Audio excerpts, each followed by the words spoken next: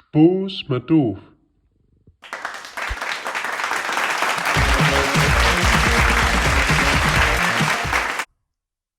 Die Wendefrau kann einer Kämmer mit Wahrheit ja sein. Und wird mir die Frau mal ein erste Schiste. Der Rest bin ein bisschen kalt. En Duf sin pa wel han, hij zal maar gewoon een beetje houten en holen te een beetje meer warm. Hij is nog gleich reich der bieten, dan braucht zijn pa om nog heen rond. Proef ze een beetje met te brengen, wordt de warm een beetje länger brennen. Aber spür die mal, merkt ihr das auch? Das ist kalt, sagt Duf sein Pa. Und Duf spürt sich wieder rüt. Duf hat den Messer mitgenommen, damit er was mal ein bisschen mitbringen kann, dass er nicht bald durch gehen.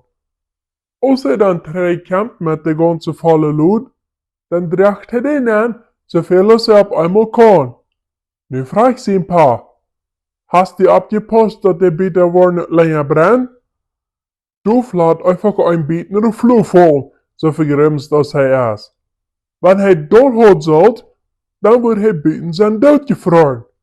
Alle Bieten, die er hat nachgebracht, würden alle Karten brennen, nicht länger.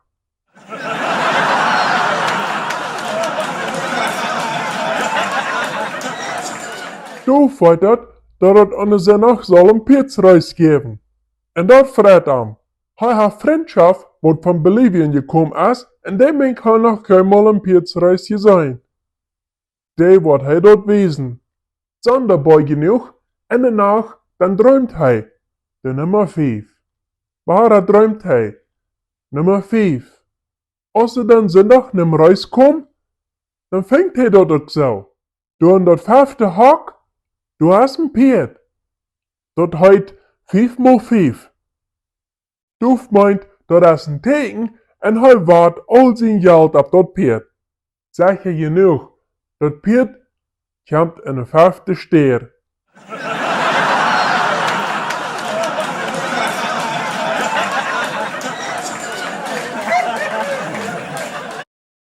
Wenn dich diese Geschichte interessiert hat, dann tu nicht vergessen zu subscriben und drück auf diesen nächsten kleinen Video ab, um noch eine Geschichte zu hören.